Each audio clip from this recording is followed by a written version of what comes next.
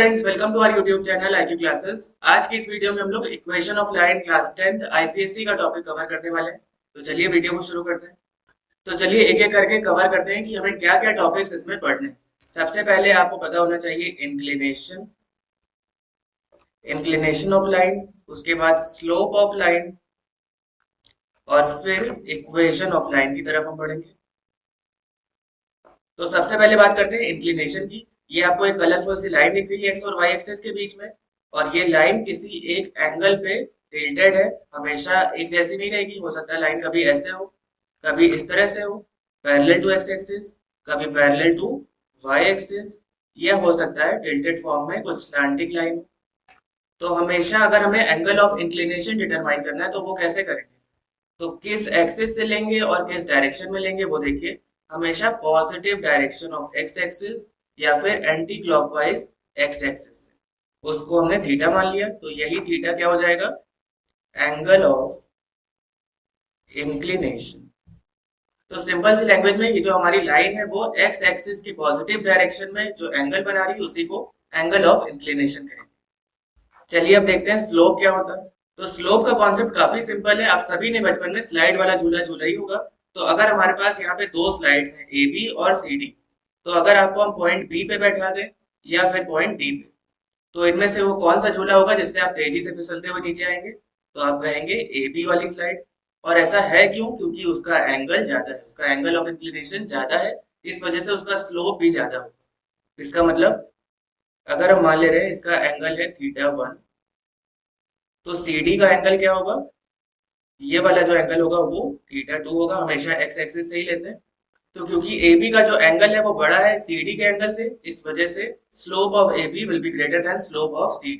और आपको अगर थीटा गिवन है तो स्लोप निकालने का तरीका क्या होगा, स्लोप को हम डिफाइन करते हैं m से, स्मॉल m से।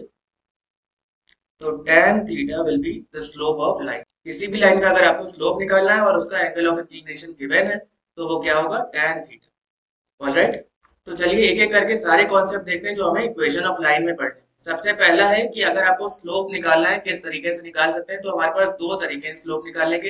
एक तो है कि अगर आपको एंगल ऑफ इंक्लिनेशन गिवन है तो tan थीटा लगा दीजिए, तो आपको मिल जाएगा स्लोप ऑफ लाइन।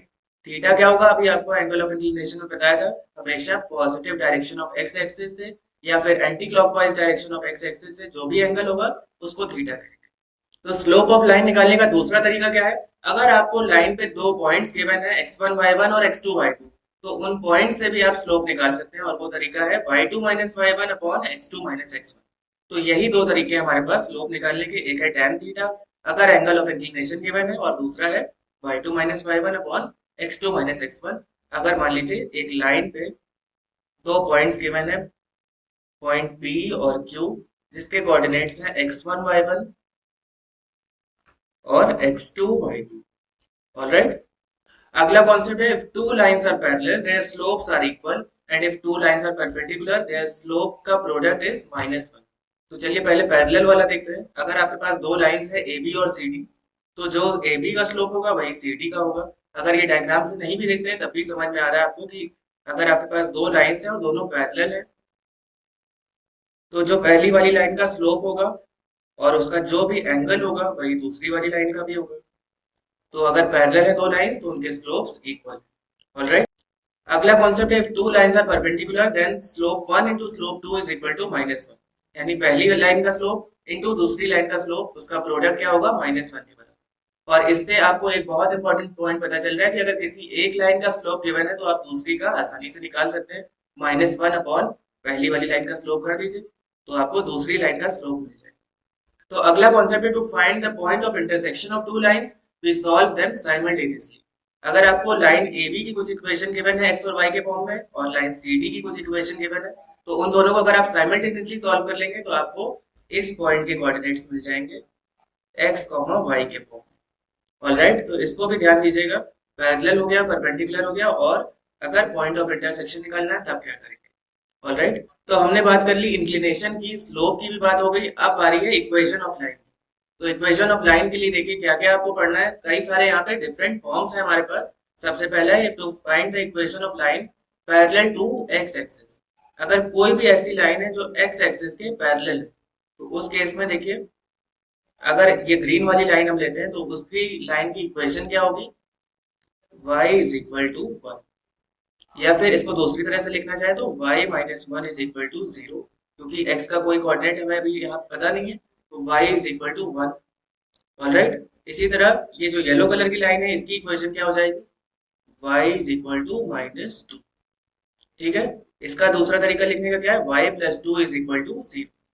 तो अगर आपकी लाइन y एक्सिस के पैरेलल है, जैसे कि ये रेड वाली और ब्लैक वाली लाइन आपको दिख रही होगी, तो इसकी इक्वेशन हम कैसे लिखेंगे, सिंपल है, x इज इक्वल टू 4 हो गई लाइन रेड की इक्वेशन, और ब्लैक वाली लाइन की इक्वेशन क्या हो जाएगी, x इज इक्वल टू -1। ठीक है, इसका दूसरा तरीका लिखने का, x minus four is equal to 0, और इसका तरीका हो जाएगा x plus one is equal to 0। Depending on कि x की वैल्यू क्या है, पॉजिटिव है या नेगेटिव, उस हिसाब से आप यहाँ पे लाइन की इक्वेशन लिखें।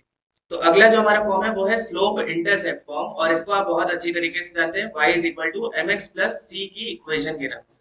तो ये इक्वेशन आपने काफी बार देखी होगी, जिसमें m जो होता है वो स्लोप होगा और c क्या होगा, y इंटरसेप्ट। y इंटरसेप्ट क्या होता है, जहां पे ये रेड वाली लाइन आप देख रहे हैं y एक्सिस को कट कर रही है, तो ओरिजिन से उतनी जो डिस्टेंस होगी वो y इंटरसेप्ट या फिर स्मॉल c से उसको डिनोट किया जाता है। तो अगर आपको y इंटरसेप्ट गिवन है, स्लोप गिवन है, तो आप इक्वेशन ऑफ लाइन इस तरीके से भी निकाल सकते हो। तो अगला हमारा फॉर्म है पॉइंट स्लोप फॉर्म। अब ये क्या होता है, इसमें आपको कम से कम लाइन के ऊपर एक पॉइंट पता होना चाहिए और लाइन का स्लोप पता होना चाहिए। तो अगर आप यहाँ पे देखें, y minus y one is equal to m into x minus x one, जहाँ पे x1 और y1 क्या होंगे, उस लाइन पे कोई एक पॉइंट है, और m जो है वो स्लोप ऑफ लाइन है। अगर ऐसा कोई भी फॉर्म आपको पता है, क्वेश्चन में आ रहा है, तो वो हो जाएगा पॉइंट स्लोप फॉर्म। ऑलराइट, इसके अलावा टू पॉइंट फॉर्म जो है वो इसी से रिलेटेड है। टू पॉइंट फॉर्म में स्लोप निकालने का जो दूसरा मेथड है आपको याद हो, अगर आपको दो पॉइंट्स गिवन है लाइन पे, तो स्लोप कैसे निकालेंगे, y2 minus y one upon x2 minus x one. तो जहां पे m है उसकी जगह बस ये पुट कर दिया, तो वो बन जाएगा टू पॉइंट फॉर्म। तो ये दोनों अपने आप में बहुत इंपॉर्टेंट फॉर्म्स हैं, इनको ध्यान से देखिए। तो चलिए अब सीधे बढ़ते हैं अपने पहले क्वेश्चन की तरफ। Find the equation of line passing through 1,3 and making an intercept of 5 on y axis. तो ये हमारी y एक्सिस और ये x एक्सिस है, एक पर्पल कलर की लाइन है जिसका पॉइंट एक गिवन है 1,3 और इंटरसेप्ट गिवन है 5 के बराबर। तो आपको इंटरसेप्ट फॉर्म पता है, y is equal to m x plus c होता है, पर यहाँ पे लाइन का स्लोप नहीं गिवन है। क्या निकाल सकते हैं, देखिए कैसे निकालेंगे। एक पॉइंट जो है वो लाइन पे ही लाई कर रहा है, तो उसको इक्वेशन को सेटिस्फाई करेगा। इसका मतलब अगर हम y की जगह 3 पुट कर दें और x की जगह 1 पुट कर दें, और इसके अलावा जो y इंटरसेप्ट गिवन है स्मॉल c वो है 5, तो यहाँ से स्लोप आ जाएगा -2 के बराबर। ऑलराइट, ये अब स्लोप पता चल गया। क्या अब हम इक्वेशन ऑफ लाइन निकाल सकते हैं, कौन से फॉर्म से, पॉइंट स्लोप फॉर्म से। y minus y one is equal to m into x minus x one. तो अगर हम यहाँ पे पुट करें, y1 क्या है, ये वाला पॉइंट 3, और स्लोप क्या है -2। x माइनस एक्स वन का मतलब x माइनस वन हो जाएगा। तो ये हो जाएगा y minus three is equal to -2x plus two. तो इसको और सिंप्लीफाई करेंगे तो हो जाएगा 2x plus y is equal to 5। ये आ गई इक्वेशन ऑफ लाइन। अब आप चेक भी कर सकते हैं क्या ये इक्वेशन ऑफ लाइन सही है या नहीं। कैसे, अगर 1,3 को हम x और y की जगह पुट करें तो देखें क्या वो 5 के बराबर आ रहा है या नहीं। तो अगर आप x की जगह 1 पुट करेंगे, 2 इंटू वन, प्लस y की जगह 3 पुट करेंगे, तो कितना आ जाएगा, 5 के बराबर। इसका मतलब ये इक्वेशन ऑफ लाइन बिल्कुल सही है, क्योंकि ये पॉइंट को सेटिस्फाई कर। तो चलिए देखते हैं अगला question. Find the equation of line with slope is equal to -2 and which intersect x axis at a distance of 3 units to the left of origin. इसका मतलब क्या है, आपको स्लोप गिवन है, m की वैल्यू है -2, और इसके अलावा जो पॉइंट एक गिवन है x एक्सिस से at a distance of 3 units to the left of origin. ये ओरिजिन है, और इससे लेफ्ट में यानी ये वाला पॉइंट जो है वो आपको गिवन है 3 यूनिट्स। लेकिन ये क्योंकि लेफ्ट साइड है तो ये -3 हो जाएगा, और इस पॉइंट पे y का कोऑर्डिनेट क्या होगा, 0, यानी 3,0 आपको एक पॉइंट पता चल गया, और स्लोप भी पता है। इसका मतलब पॉइंट स्लोप फॉर्म से आप इक्वेशन ऑफ लाइन निकाल सकते हैं। यहाँ पे y minus y one is equal to m into x minus x one. तो y1 क्या हो जाएगा, 0, और स्लोप है -2, एक्स वैसे ही रहेगा और x1 क्या हो जाएगा -3, यानी -3 +3 हो जाएगा। तो y is equal to -2x -6, या फिर आप चाहे तो इसको ऐसे लिख सकते हैं 2x + y is equal to -6। ये आ गई आपकी इक्वेशन ऑफ लाइन। तो अगला क्वेश्चन है ट्राइंगल PQR गिवन है और उसके वर्टिसेस के कोऑर्डिनेट्स आपको गिवन है। Write down the equation of median of the triangle through R। तो R से आप देख रहे होंगे एक मीडियन बना है RM, जो कि पॉइंट M जो है वो PQ पे टच करेगा, और इसी मीडियन की आपको क्या बतानी, इक्वेशन ऑफ लाइन। तो इक्वेशन ऑफ लाइन बताने के लिए आपको दो कोऑर्डिनेट्स पता होने चाहिए, कम से कम दो पॉइंट्स पता होने चाहिए।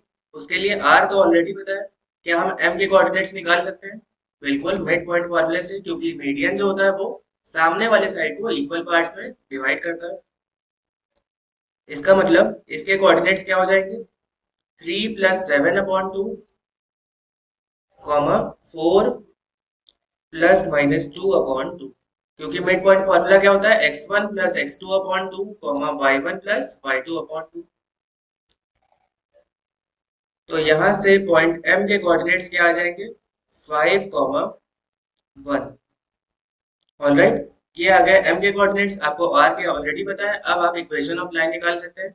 उसके लिए पहले तो आप स्लोप निकाल लीजिए। स्लोप ऑफ RM क्या होगा, y2 - y1 x2 - x1, यानी 1 - ऑफ -1 अपॉन 5 - ऑफ -2। तो ऊपर आ जाएगा 2 और नीचे आ जाएगा 7। तो 2/7 आपका स्लोप है इस लाइन का।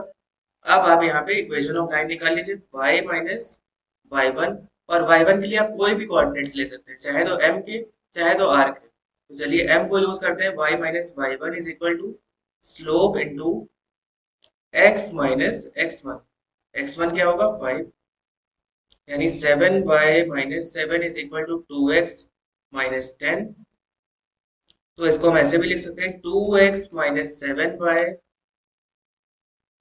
- 3 इज इक्वल टू 0। तो ये हमारी इक्वेशन ऑफ लाइन हो गई इस मीडियन की। ऑलराइट, अगला क्वेश्चन है, line AB meets x axis eight A and y axis at point B। तो A के कोऑर्डिनेट्स क्या हो जाएंगे, लेट्स से A, 0, क्योंकि यहाँ पे y कोऑर्डिनेट 0 होगा और x क्या है, हमने लेट कर लिया A के बराबर, ठीक है। और y एक्सिस एट B, इसका मतलब इसको मान लेते हैं 0, B, ठीक है। 0, स्मॉल b मान लिया है। y एक्सिस पे ये जो कोऑर्डिनेट्स है पॉइंट B के। अब इसमें आगे क्या बोला इन्होंने, point P 4, -1 divides AB in the ratio 1:2।